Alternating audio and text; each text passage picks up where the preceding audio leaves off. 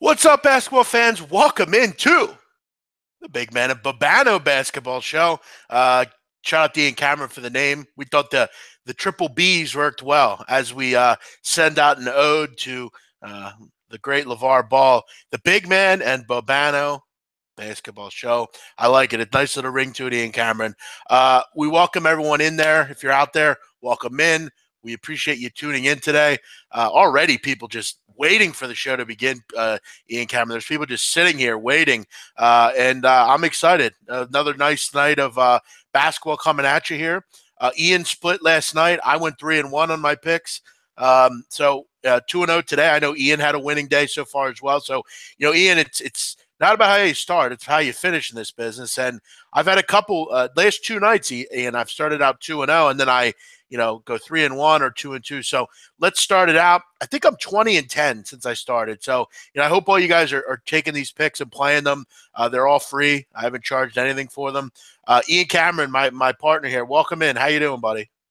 Always great. And I love the name, Big Man and Bobano Basketball Show. I think we're going to stick with it. I think we got a winner there in terms of a good, cool name that has a good ring to it, sounds good, fits the bill. And we're looking forward to it. Like I say, I'll be with you. I don't know what your plan was if you're doing a Monday to Friday thing with this, but I know I'll be with you Tuesdays, Wednesdays, and Thursdays every single week throughout the college basketball season. It's going to be a lot of fun. Good information, good winners. That's what we're all about. Yeah, exactly. And, I recommend, tuning in. We're going to give you the best picks we can give you every day. So, I pretty much will be here every day of the week.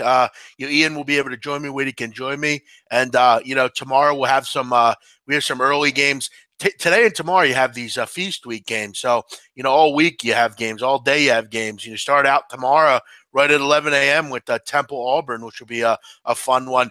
You look back today, and we'll let some people kind of file in here. Temple, they get the job done. A nice wall-to-wall cover. It did get a little testy in the second half. Temple gave up like a 24-8 run. And, I'm a Temple fan. I root for them. I have season tickets to them. I really like this group, and I think, Ian, a game like that they would have lost last year. That's something that this team was critical in doing last year. They lost games like that. But I like the moxie of Dunphy's team today. They held that down. They battened down the hatches. It was a 2-point game. They go on a 9-0 run to end the game. I got to tell you, Ian, I don't think there are three better guards all on one team, other than maybe some of the really big, good basketball teams like Duke. As far as like from, kind of not mid-major, but other than G5 or P5 teams, you could make the case, Ian, that Quentin Rose, Shiz Alston, and Obi and Echionia are three of the best guard forward, kind of trios in the country. They were great today. No question. And I like the resolve from Temple. I mean, we saw Temple come out of the second half, lackadaisical, fast asleep. Game's won. We had it coasted in the first half. We took care of business against Old Dominion. Maybe this game's put out to pasture already. Well, they got a wake-up call. Old Dominion kept coming. The Monarchs trimmed that lead right down to, I think, 1 point at one point. In that game. It was down to a 1-point lead for Temple. The fact that Fran Dunphy's squad showed that resolve to just, put their foot down in the last 7 or 8 minutes of that second half and just pull away once again and make all the key plays in crunch time. Really impressive to see. And I like the fact that they absolutely shut down the perimeter game of Old Dominion. You see the stats for them from the 3-point range. Not very good at all in that basketball game as well. They defended well, 26% shooting, 5 of 19 for Old Dominion from 3-point range. Old Dominion really had a tough time with free throws as well, just 58% from the charity stripe, something you're going to want to watch for moving forward. You want teams that you can rely on to connect on their free throws. That was not Old Dominion today. So good win for Fran Dunphy squad. Hey, we both think this team's going to be a lot better this year. And even though they wobbled a little bit early second half, maybe they thought this game was over when it really wasn't. Other than that, it was a very good, clean performance from Temple. And good to see them bounce back late. And they got that wake-up call when Old Dominion made their run and they responded. You expect good teams to do that. Temple was able to do that today. And that's the great thing about Temple. Shiz Alston was the best foul shooter in the conference last year. So you get him to the line late in games, he's going to put it away for you. So yeah, I mean, and that's what you love about. That's what I love about Temple. This year they have these guards that really played a Philly game, the Philly game of basketball. Shiz Alston from Philadelphia. They just are smooth. You get to the rack, they can shoot the ball as well in the perimeter. A nice win, and they'll face a hot shooting Auburn team tomorrow. Auburn pounded Indiana State today. And, you look at early in the game, if you saw anything early, Bruce Pearl definitely had a stern talking to this team before the game. But you know how that is, Ian. Sometimes that works, sometimes it doesn't. They pound the Sycamores here. Just quickly, the other two games, Illinois State beat South Carolina outright. I didn't understand the number in this game. I thought there was just way too many points. South Carolina is a team a little, kind of in a rebuild right now. I know this is, kind of for them a game that they should just kind of be better than their opponent in, but I didn't see it. Illinois State's a really good team. They're off a 27-win season. They opened my eyes against Florida Gulf Coast. I had the Eagles over the weekend, and this Illinois State team really took them, kind of to the cleaners. They were able to get the win and cover, but Illinois State showed me something. They have some really good scorers in that team.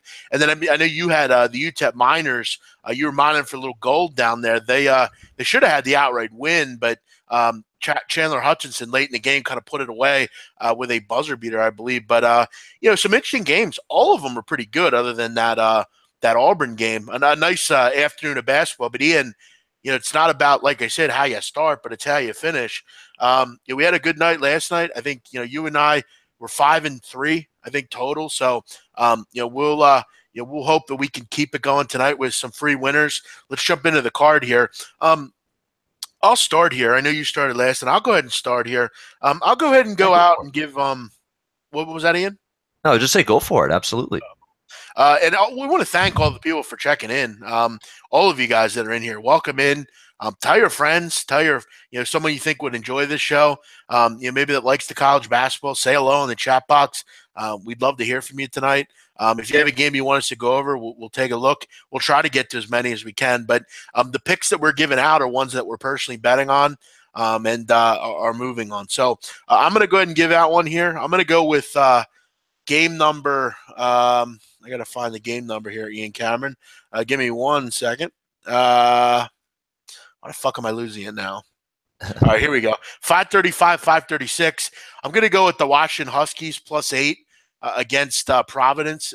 I've been real impressed with what I've seen out of this Washington Huskies team to start out the season. They had a really, and I know they played well offensively in that game, but they came back. They fought back in that game against Belmont, were able to get the job done there.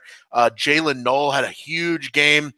Then they finished it up and filed away another easy winner over the weekend against a pretty tough, scrappy Eastern Washington team. We saw what that Eastern Washington team, Ian, could do against a real good Stanford team. Two real good wins against two good mid-major teams. And I've really liked what I've seen from them offensively. This what I like about Washington is not only do they have good guard play with David Crisp and Thibault and Jalen Knoll, but they have Noah Dickerson, who is an absolute maniac down low. He's off of a 28-point, 22-rebound game.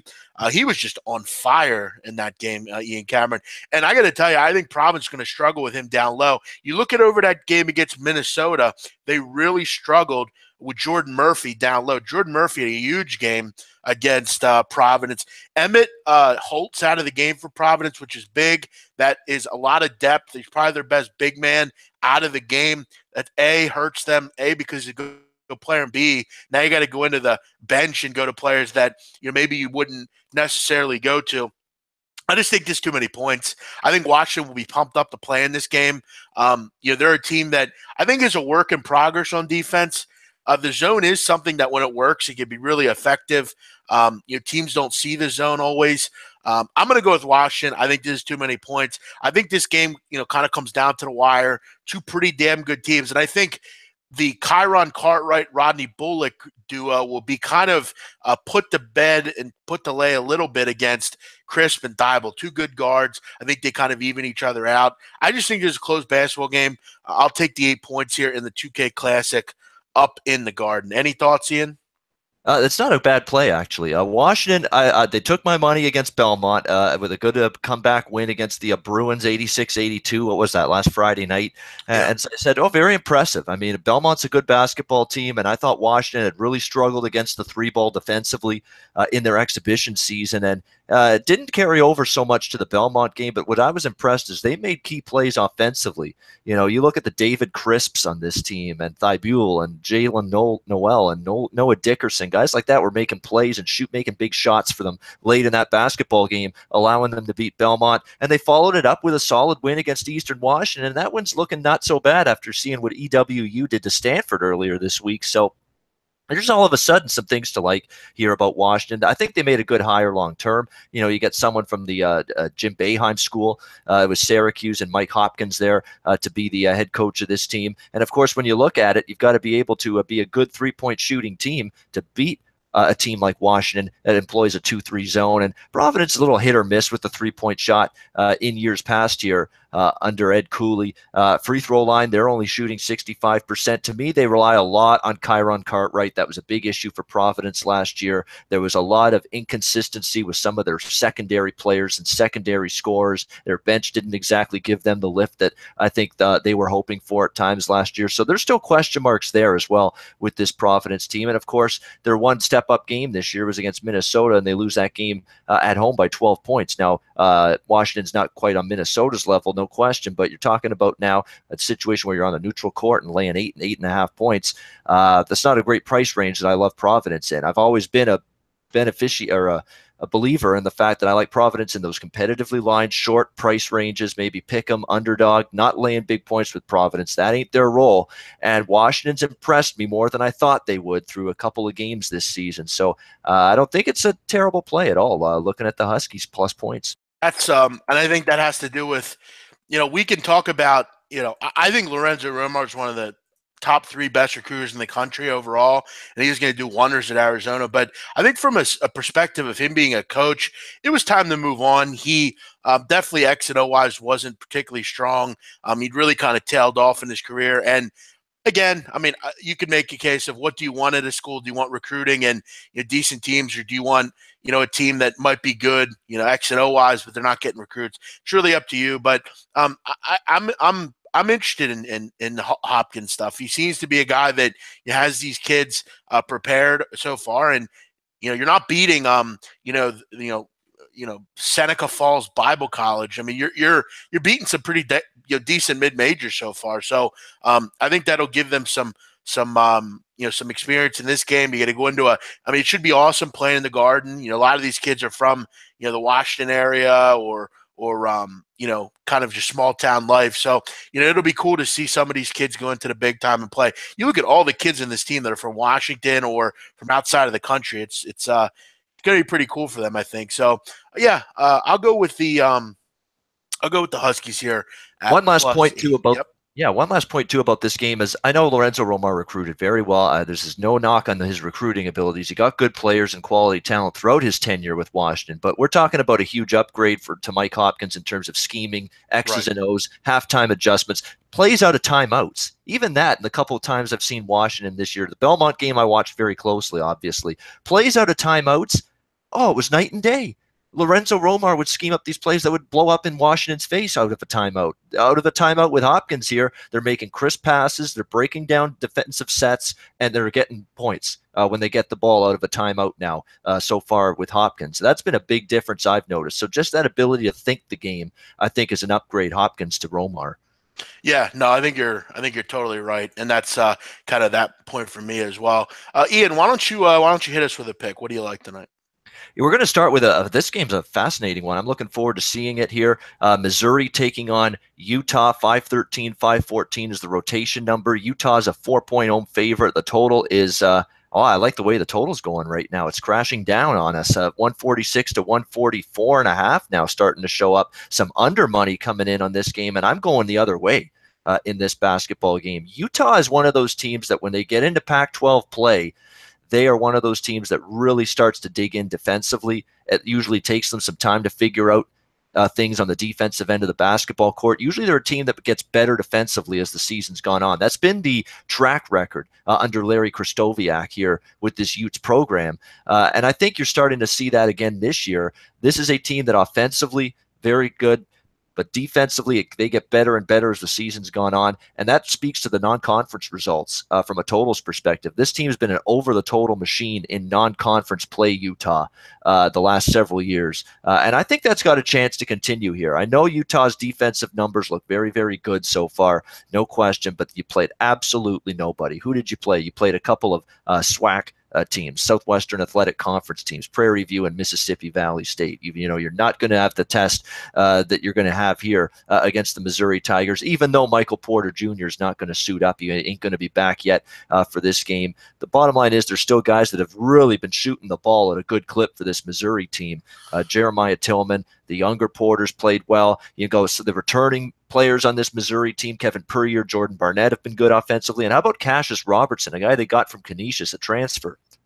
And what a job he's done so far for the Missouri Tigers shooting the basketball. So they've still got weapons and offensive weaponry to work with, even without Michael Porter Jr. for the time being. And I think Missouri's going to be able to make some things happen in this game. On the flip side, Utah at home, consistently, year after year, you look at their stats offensively, consistently have shot the ball better in Salt Lake City than they have on the road. They just like the venue more. They're comfortable there. They know the rims better. They just have a better job just, sinking their jimmies in the confines of the Huntsman Center here in Salt Lake City. And I think this is going to be a challenge for this Missouri team. I mean, Missouri hasn't really had to defend at a high level through their first couple games. Iowa State lost all kinds of firepower from last year offensively when they beat them. Of course, it was a walkover against Wagner. That wasn't any sort of tough test for them on the defensive end. I think this will be a much tougher test here for Missouri defensively. We'll see how far they've grown in this short amount of time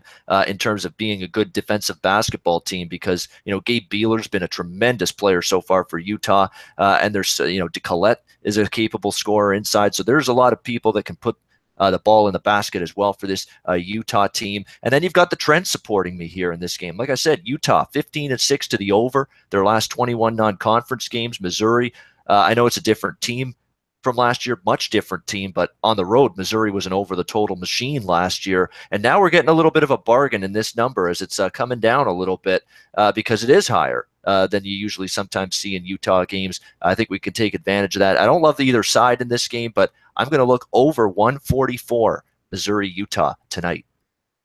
Yeah, I actually like that play a lot. I'm going to tell you on that one. This Missouri team is full of talent. I mean, full of talent. Not only do you bring in, Porter and his brother, Porter obviously not playing in this game, but Jonte Porter is a star nonetheless. I mean, he's going to give you 10-8, 12-8. He's going to really contribute. Puryear's still there, Jordan Barnett, and I love your point on Cassius Robertson. He dropped 23 against Wagner the other day. I like where you're going here. I think both these offenses are pretty efficient in both games. Missouri is shooting 60% in those games. I mean, just dropping the ball in the bucket seemingly every possession. You actually didn't even mention some of the players for Utah that they have coming back that I really like. I mean, David Collette's an animal down low. Big kid coming over from Utah State. You also mentioned Cedric Bearfield didn't play in their last game. He had a little bit of a stomach issue. So, I think he'll be back. Probably got plenty of fluids. He's well rested. He should be good to go here. I actually like this play a lot. I'm going to tell you on this one. I lean also with the Tigers here. I think they're the more talented team. I think this would be a real big win for this group really early on here. I think getting 4 points is pretty nice here. I mean, I think this game's more of a pick'em, to be honest with you. But I'll take the 4 points. I think they can win this game. To me, if you said to me who's the better basketball team, I would pick Missouri. You also look at Utah adding in Justin Bibbins from Long Beach State University, a scorer that really gives them some consistency as well. So there's just scores everywhere here. The fact that we're seeing this total, Ian, just plummet doesn't make a lot of sense to me. We can get 144 right now at $5, and that's where I'm going to bet it. I'm actually betting this as we speak, over 144. So I'm going to tell you on this one. We'll count it towards your plays, but I'm definitely on this one with you, Ian. Oh, that's good. I mean, I keep dropping. I think we're going to get a better number. This doesn't scare me that it's people like Utah's not exactly obviously a run up and down the court basketball team. People are factoring pace into this, but you got to factor in too. You got two teams that offensively, Utah for years, you go back and look at, like I said, Utah is much more efficient shooting the basketball at home. It's been that way for years and years now with Larry Kay as the head coach. And Missouri, you look at what they've done so far. Oh, they've been just very crisp, very sharp offensively. They don't even have Michael Porter Jr. in there yet. So I think we see points. Yeah, and I mean, this isn't that high of a total either. I mean, you basically need them to get, you need a 75, 78, 75 to be. It's not that high, really. I mean, you need to get into the 140s here. That's not that hard to ask. 75, 72 is a winner, Ian. So I'm going to definitely tell you. I just put the game in. So wow, I'm actually Ian 143 and a half. Whoa, this is great. I love it. Yeah, I'm doing that. But just changed me 143 and a half. I'm taking that right now at my one of my locals here. I got a 143 and a half. What a line. Very good. Perfect. So you're going to go that one over in the Missouri-Utah game. I'm going to go with one other one, Ian Cameron. And this one for me is just kind of a field play. I've liked this team coming into the season a lot. I think they're going to be a team that's going to be a tough out, just because they have some tremendous guard play. I'm going to go with St. John's at home against the Nebraska Cornhuskers. I've been not impressed with what I've seen from Nebraska this year early on. I know they're winning games, but they're not shooting the ball particularly well.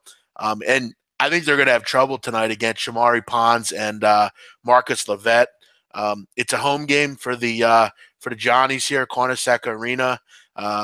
And look, I mean, did Tim Miles' career, Ian, have Nebraska ever been a good shooting team? It's seemingly never. They don't do a good job at scoring the basketball. And while they have been pretty good against the three this year, that really opens them up to penetrate. I think in this one, St. John's just has better guard play. I think they kind of work on Nebraska as this game goes on and really kind of pull away and win by double digits. I'm not a huge fan of Nebraska. I never really am. And I think Jermen's guard play in this game is really going to put the Johnnies over the top. I like Ahmed down low, the big kid down low for St. John's. They're well coached. I think Mullen's doing some good things there. Who better to have as your coach than Chris Mullen if you're a guard? I mean, what a great person to soak up knowledge from. Give me the Johnnies here at home, laying 6.5. Any opinion, Ian? Well, when it comes to Nebraska, I don't really like to get involved with this team a whole lot. They've never been an offensively gifted team. They do some things well. They're tough. They're resilient. They'll scrap for a loose ball. They'll be solid rebounding at time. Well, usually when Tim Miles has had his best Nebraska teams, it's been when they've been good defensively. But even then, they've not been as consistent at that end of the court to this in the last couple of years. St. John's, to me, you're right about them. I like their guard play. I think this is a program on the rise under Chris Mullen. Here with the Red Storm, I think he's doing a good job with them. You have to absolutely love Shamari Pons. I mean, this guy's a very, very fun player to watch, no question about it. Marcus Levet.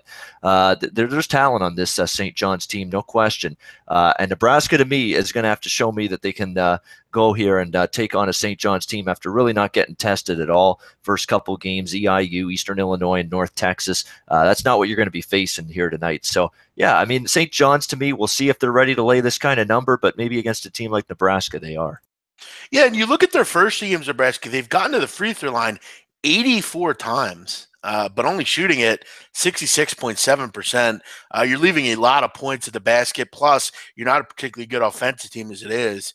At home here, give me St. John's. I've always liked St. John's. I liked them back when Mike Jarvis was the coach many years ago. I think this is a year in the third year of Mullen's tenure that they win some games like this. I'm going to go with the Johnnies minus 6.5 as my other play tonight, and I'm also going to tell Ian Cameron on his overplay. Ian, why don't you hit us with a couple picks here? What else do you got tonight? All right, we're going to go to I think we're going to another one of those 2K Classic games in New York City. We're going to go to the Virginia Tech Hokies taking on the St. Louis Billikens. And I'll tell you what, I'm going to go back to the team that treated me very, very well last season, especially in the underdog role, away from home on a road or neutral court environment. That was the St. Louis Billikens, and I'm taking them plus 13 here in this game. I actually got 13.5 on the St. Louis Billikens in this game, and I understand Virginia Tech has blown each of their first two opponents out of the water. I absolutely whitewashed them. Now you're going to finally play a team that plays a little bit of a lick of defense here. for the first time this season tonight against this St. Louis team. And boy, do they play defense. That's really where they hang their hat. I don't think it's going to be as easy for Virginia Tech to find open looks. You're going to get shots contested. You're going to see guys taking a charge, which you weren't getting with Detroit Mercy Titans or the other team that Virginia Tech played so far this season. You got no resistance whatsoever, none, zero from those two teams. I think you're going to see that resistance defensively tonight from St. Louis. They were great as a double-digit underdog. Not just good, great as a double-digit underdog. This is another program, much like St. John's with Mullen, that is ascending St. Louis in the Atlantic 10, getting better. I like the progress they're making. Virginia Tech, that's a lot of points to lay on a neutral court. You're going to be away from home now for the first time, which they haven't been that so far this season. And let's not underestimate the impact of playing in Madison Square Garden, New York City, ESPN2 cameras for a program like St. Louis. You're not going to get many of these national TV spotlight situations throughout the course of this season. I think St. Louis gives Virginia Tech a much sterner test than they've received so far. I like the Billikens plus the 13. Yeah, they were a good team last year against spread. I know you were on them many times. And I like Travis Ford. He's a good recruiter, a good coach. He did a great bang-up job of recruiting, not only this year but in the future. They got a couple recruits coming in this year and in the coming years. Really, really good stuff. I think it's a bright future. The many years of Rick Majerus, Larry Hughes. A couple of great teams there under his tutelage. I like what Travis Ford's kind of building in the St. Louis area. This pick is interesting. I'm interested you went this way because I have no luck with Virginia Tech. I bet against them in game number 1. I took Detroit Mercy, and Detroit Mercy hung around in the first half, but they were just punted in the second half. So, but it is a neutral court, so I think you have that working for you. They're a gutsy team with some pretty good talent, young talent. They're well coached. I kind of like the way you're heading here. What's your other pick, Ian Cameron? The other pick is a team that hasn't covered a point spread in 2 games this year. And like I say, with these streaking teams in any sport, doesn't matter if it's hockey, football, basketball, whatever. If a team is on a point spread losing streak, I either keep betting against that team until they cover, or I leave the game alone. Conversely, when a team's on a point spread winning streak, I either bet on that team or I leave the game alone. And I'm betting against California until further notice, a program that's really lost a ton, lost the coach, lost a lot of our best players from last year, and they're struggling to win games at all, let alone win games by margin against lesser foes than I think the team they're playing tonight, which is the Wofford Terriers. Now, Wofford didn't have a good game against South Kakalaki in their opener. That's an understatement. It didn't go well for them whatsoever. It's a long trip for them. I understand that going out to Berkeley here. But they've had a little bit more time to get ready. They haven't played since, I believe, Saturday. So it's not a situation where they're coming off playing Tuesday and then it's a quick 48, 72-hour turnaround. You got a little bit of time to get settled in here. And I think California right now laying points is just a proposition that's very, very risky right now. You got a new coaching staff. You've got very little experience returning to this California team. It's a much younger group than they've had in years past. You look at the way they've struggled in their first 2 games.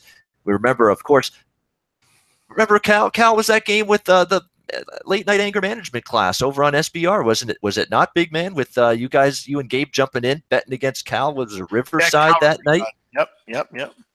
Exactly, and that worked out pretty well. That just goes to show you the growing pains that that Cal having to start the season with a lot of turnover, a lot of roster depletion from a year ago, brand new coach, having to figure things out from scratch. I mean, other than Kingsley Okoro, who's a experienced player for this team. You've got a lot of new faces around him, without a doubt. You look at Cal, first 2 games, that loss to Riverside, squeaking out, and I mean squeaking out a win against Cal Poly in their last game by just 3 points. They haven't shot the ball well through 2 games. What are they averaging offensively? Not great. 42% from the field, 29% from 3-point range, and they've not been great defensively. They're giving up 45% shooting and 46% from 3-point range. So this is a team that's really lacking cohesion and lacking any sort of quality on both sides of the basketball court right now. And that's a problem area. And I think Wofford, is going to come into this game thinking, we didn't play well at all against South Carolina, but South Carolina is still a suffocating team defensively. They're going to defend. They're going to guard you. That's always been a mantra of Frank Martin. I'm not convinced California's got that same amount of defensive acumen. They're already 0-2 against the spread as a favorite, both times as a favorite this year. So I'm willing to go against them one more time here. So we'll go with Wofford Terriers on tonight's card. That's rotation 549. Wofford +6 for me. I think you got to bet against them. Why not? Cal looks bad right now. Wofford, this is kind of a long trip, but yeah, I didn't look much into this one, not one I've been on, but how can you bet Cal right now? I think you're onto something there. So Ian, you got 3 plays tonight. Why don't you list them, and I'll let you mine, and then we'll go through a couple of questions here. Yeah, we'll recap it. Mizzou, Utah, 144 is what we gave out. It's pretty much still 140. It's actually 143.5, but we'll make it 144 since that's what it was at the time. Missouri, Utah over 144. We had St. Louis +13, and we have Wofford +6. Those are my 3. Like it. I'm going to go with Washington University +8, and I'm going to go with St. John's minus the 6.5 here against the Nebraska Cornhuskers. Let's go through a couple of these games. Interesting ones for sure tonight on the card. A lot of good matchups here. Southern Miss, Michigan. Look, I mean, Southern Miss is awful. Michigan could be without Wagner, though I think he's going to play tonight from what I've seen. I don't know. I don't like laying tons of points with Michigan right now just because I want to see how their roster shakes out. I'm very high on them. But you look at Southern Miss. I mean, they don't do much of anything well. Ian, have you looked into this game at all? I don't trust Southern Miss at all, even getting this number of points. But the problem is, as you said, Michigan is a flighty team to trust laying north of 20 points on a regular basis. I mean, Central Michigan game the other day just goes to show you that. So it's a game I stayed far away from. Yeah, this is one that totally. I won't be on. A lot of points. It's not one that I have much interest in. Xavier, Wisconsin should be a great game. Remember a couple years ago, I think these teams met in the tournament. Bronson Koenig hit a 3, I believe, in the corner to beat Xavier. A great game. I think this is going to be a great game for a couple of reasons. A, Ethan Happ, I mean, great player. Who's going to slow him down? Blewett, O'Mara, they have a solid group there at Xavier as well. It's going to come down to the wire. I think it's a close game. The 2 very good teams, good players. Xavier very good in transition. Wisconsin always pretty slow generally. I think we see some points in this game personally. What do we got a total at here? 145.5. I could see a game in the 70s probably, but I kind of lean Xavier. I like guard play. I'm a big Blewett fan, but I wonder how they're going to guard Ethan Happ. Ethan Happ's a good player down low. Maybe O'Mara, but he could be a little too slow to guard him. So, yeah, I don't know. This is a good one, a good game to watch. Don't know if it has a betting value. What do you think about Florida? No, not interested. North Florida's okay. I don't think North Florida is a team that loses by 35. Just don't. You got to think at some point, Florida played really well the other night, but Gardner-Webb, I feel like they were going to cover at one point. I mean, they were kind of hanging in down 30. North Florida did lose their best player, Dallas Moore, last year, but they're a decent team down there in the Atlantic Sun. They're a team that always kind of challenges the Florida Gulf Coast. But, they don't ever have much success at doing it. But I think North Florida's a team that can hang within that number, but I don't really want to bet against Florida. They're a team that I really like. And, you look at Ian Cameron. I mean, Michigan State crushed North Florida, beat them by 33. So they would have covered if it was 35. Michigan beat them by 20. Not bad. VCU beat them by 10. Giving me 35. It's kind of an in-state matchup, a lot to be excited about in this game.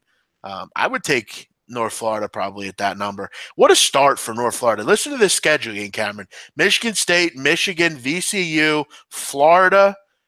They got Wofford thrown in, Miami, Eastern Michigan. A lot of tough games here to start the season. Do you have any opinion on laying a big number like that? That is a really big number. That is a number where you've got to get them to just absolutely steamroll them and hope the starters are in. I think for the majority of the 40 minutes, when you get up to a number like this, it's tough. It's tough, but I can only make a case for the favorite in the Florida game. Same with the Arizona game. It's a lot of number. Well, it's a big number against Bakersfield, but I'm not taking these big dogs. They're outclassed in a lot of these situations, especially when you get down to some of these teams that are down in the SWAC, MEAC, the real lower rung conferences. It's tough, for teams like that to really be competitive. Usually when the lines get to that big and monstrous, 25.5, 35.5, like you see in Florida, I stay away from it. I'm going to make a small case for Xavier, actually, in that big game against Wisconsin, plus 3.5.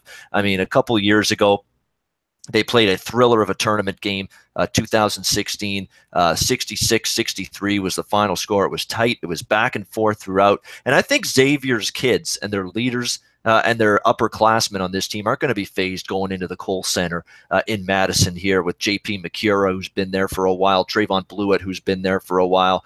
You've got guys that are experienced here on this Xavier team, particularly in the backcourt, to handle the ball, to deal with this, to have the patience and the tolerance to deal with this Wisconsin team that on defense, they'll slow you down. They'll force you to make good passes, pass the ball, share the ball, find a good open look. You can't be rushing up and down the court against them. I think Xavier's got that experience to be patient and look for their opening, look for their shot against Wisconsin and that slow down style they play. So I think it's not a bad matchup. They've got the experience to handle it. They're the team catching points in this game. Neither team's been tested. Xavier's beaten nobody so far. Wisconsin, you could argue, is beaten nobody. I mean, even Yale to me is still a big question mark to me, and that's not overly an impressive win, even though they got Makai Mason back on that team. So to me, it's a good testing game for both of these teams. Should be a good game, should be a close game. And in a situation like that, just give me the plus points with whoever the dog is. And in this case, it's Xavier. But I do think Xavier actually does have a chance to win out. So I would definitely put Xavier plus 3.5 in the lean category. I'll probably bet it small. It won't be an official play, but I'll get something on Xavier here before tip-off. Yeah, just one more thing back to that North Florida game. I don't personally lump them into like the really low rungs. I know they're in the Atlantic Sun, but I don't think they're a team that will lose by 35. I just don't. I mean, especially it being an in-state matchup, I just don't see them losing by 40. I mean, I could see an 88-66 type of game or something, but I don't see 105-55. I just don't see that. I think North Florida is kind of a little bit higher on the total pole than, a team like these SWAC teams or whoever. Gun to my head, I would take the 35 in that game. I don't expect that Florida will shoot as good as they did against Gardner-Webb. And even in that Gardner-Webb game, I mean, you see how tough covering 38, 40 points is. I would take the points if I had to in that game. A lot of talk about App State and Iowa State. I want to make this clear. Just tipped off, unfortunately. I actually meant to say I was on App State before 5:30, but time flies when you're having fun, as they say. Yeah, we're having fun on this show, and it's tipped off already. I want to make this point. I think Iowa State wins big in this game. I think personally. I know that's not something you can right away agree with because they have not played well, but they made some roster moves. They moved some people around. Appalachian State's poor. I have them like at the bottom of the Sun Belt this year. They've beaten a team by 101 points. It's just embarrassing, really. It makes them just look, kind of unclassy personally. I think Iowa State gets it straight here, but as always, that game started, so we'll get away from that one. Ohio up 37 or down 37-30 to the Clemson Tigers.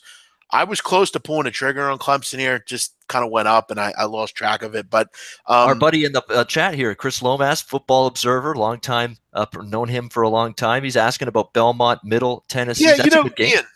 Ian, I gotta say one thing. Chris Lomas, I thought your comments a little earlier were a little rude, I have to say. Listen, I say shit about athletes, but telling mothers that they should have aborted their kids because they didn't cover a game, I thought that was a little too much, personally. I love Football Observer, but that was a little too much, cuz, come on. They're kids. I mean, just because I see people all the time saying, that fucking guy, I wish their plane would crash. I mean, it's a fucking bet, guys. Come on. Abortions, that's a little too much. It's the emotion of losing, yep. No, I know. Great game, though, he's asking about. Belmont, Middle Tennessee State University. Ian Cameron, I know you know these teams, and I don't have a strong play on this game, but I will say this. This seems like a lot of points for me personally. I like Middle Tennessee State. I got bad beated on them against Murray State. Murray State was leading that whole game pretty much, and they got a foul call with like 2 seconds left, and I missed the cover. This seems like too many points, especially in a big time Tennessee matchup like this. This is going to be a fun game. Both teams can score the basketball, but 7.5 points seems like too many points for me. I like Belmont. They're well coached. Yeah, if I were to play this game, I'd look at Belmont. I'm a pro Belmont a guy right now. Rick Byrd always has done a tremendous job. They shoot the three ball well. Middle Tennessee State, though, we know how good they've been, and Kermit Davis done a phenomenal job. This has been a tournament team in years past. There's no question. And what I like, though, what's tough about Middle Tennessee State is, boy, their free throw shooting is absolutely phenomenal. It's just outstanding. They hardly ever miss. That could be a concern if this game's close. If they need to hit free throws late, they're capable of doing that. But at the same point in time, you talk about all the great things and all the fun and talking about Giddy Potts. Giddy Potts has been a little hit or miss the last year or so. He didn't exactly light it up at times last year. He had some games where he went in and out of scoring funks. Murray State really put the clamps on him in that last game. He only scored 7 points, only 1 assist in that game, even though Middle Tennessee State got the win. He needs to get it going. And if they're going to cover this kind of number, and they're not playing chopped liver tonight here, MTSU. They're playing a very good Belmont team, is very offensively capable, can shoot the three ball. You look at their numbers so far, although this year they've struggled a little bit against the three, 27.6% shooting from three-point range. But still, this is a team, Belmont, that has that capability. Dylan Windler, Egakize, definitely a capable scorer. Austin Luke, Kevin McLean. There are guys that can shoot the ball for Belmont. It's about getting it really on track here in this game against Middle Tennessee State. It's really interesting because we've seen Belmont so far in 2 games this season. They score 82 against Washington, 69 against Vanderbilt. So from a totals perspective, they've been very hard to gauge. They went over the total with relative ease against Washington, struggled to shoot the ball against Vanderbilt in a game that sailed way under the total of 149. That game ended against Vanderbilt 69-60. So it's a tough game to get a real good read on. I do know this is a very, very tough home court that they've got, but you're talking about 2 teams within the same state. It's a little bit of a off the beaten path kind of rivalry between 2 very good programs. So in a situation like this, I'd lean to Belmont plus the points, but I've also got a lot of respect for Middle Tennessee, so for that reason, I'm staying off. Yeah, they you wanted to see if they had a score to go along with Giddy Potts this year. Nick King absolutely shit on Murray State. I mean, 31 minutes, 31 points. I mean, he was fantastic in that game. It was really the difference for the Blue Raiders. Him and Walters down low, nice little tandem there. But yeah, Potts needs to kind of get it going a little bit. Didn't shoot the ball well against the Murray State Racers, and if he does, they probably wouldn't run away with that game, win by double digits. So this is going to be big though, because I remember this game last year, and if I can remember correctly, Luke didn't play well in this game. He struggled. He turned the ball over a couple times. He needs to be better with the basketball. It should be a fun game, but at 7.5, I have to lean with Belmont here. I'll probably have a small play on this one. But yeah, I'll get to all the games at the end yet again. Guys, we have to try to listen into the show. It's maddening having to go over the games 8,000 times, Ian Cameron. You know what I'm talking about, right? I mean, the recap of the picks, yes. Yeah. Going over them 3 million times. Yes, sure. At the end, we will confirm one more time what we're on. 1 or 2 more here we'll take a look at. I think we've pretty much – Marshall Moorhead, good game here. Marshall's a team that I've always liked. I mean, they're up-tempo. They play fast. They love to run. And if you can tell me why they're did this game start? No, it didn't. They're a small favorite here on the road at Moorhead. Another, I believe, Tennessee matchup here. I think both these teams are in Tennessee as well. I don't have a ton on this game. Didn't look much into it. With the card today, I've had some other things I was doing. Had to do a couple shows. I haven't got much sleep lately. And I pulled an all-nighter last night. I don't know if you heard. I was all busy. I was at the casino. I was down Atlantic City. Took a drive, came home, got home real early. So I haven't went over every single game. So this is one I can't say I have an opinion on. I'm not that good at going over every game. With college basketball, NBA, and hockey, my brain hurts. I will say this quickly about Marshall Moorhead. I absolutely do not want Moorhead State. If I'm betting that game, it's Marshall. I don't know how good Marshall is yet, but what I do know about Moorhead State is they got blasted by Xavier, and yeah, they beat Lipscomb in their other game, but Lipscomb was plagued by injuries as well going into that basketball game. So that takes away a lot of the shine from that Moorhead State victory. They're going to have to show me what they can do here because I think Marshall is clearly they're obviously not Xavier, but they're a lot better than Lipscomb. And they struggled to really gain separation from Lipscomb in that basketball game. So I'm not high on this Moorhead State team. I think this is a team that's going downward. The arrow's pointing down on this team, compared to where they've been in years past, going back to the Ken Fareed days many, many years ago. So I don't think this is a vintage version of the Moorhead State Eagles here in this game. So Marshall or nothing. They actually lost to Lipscomb. I had them in that game, Lipscomb. And was it a loss? Yeah, I had Lipscomb over the weekend on Sunday. It's one of my 5 winners on Sunday. Yeah, they were controlled the entire game, Lipscomb. They played really well. They were 2.5-point favorites. I got them at.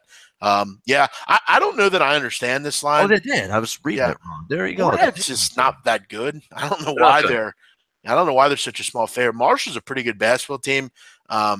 Marshall under D'Antoni last year, and they love playing fast. I mean, that team's just run and gun and go, go, go, go, go. A fun team to watch, but they were not a team I trusted on the road. And now they're in the role here where they're laying points on the road. They were a good home team, but their play away from home in Marshall left a lot to be desired last year. And I mean, if they could get better away from home. John Elmore's a real good player for them. Really good for Marshall. John Elmore playing at a high level. And in that Lipscomb game, if I remember correctly, a couple point guards were out for Lipscomb in that game. They still were able to win going away in that one. Mercer's not in the Atlantic Sun. They're in the SoCo. They used to be in the Atlantic Sun. The Atlantic Sun's like Lipscomb, FGCU, North Florida, Stetson. Those teams. Mercer's in the Southern Conference. They used to be, though. Someone in the chat asking Samford LSU before we go. I'll tell you what, it's addition by subtraction for LSU with no more Johnny Jones there. That guy was horrible as far as I'm concerned. Wade's great. Exactly.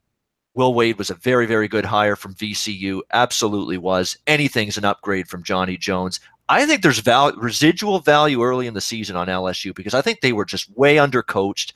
I thought they were coached as poorly as any team in the country the last couple of years. That's not going to be the case anymore. And I don't know what to make of Samford. I thought this team was pretty good, but they got their doors blown off by Arkansas. Someone making the case for LSU -8. I don't hate it.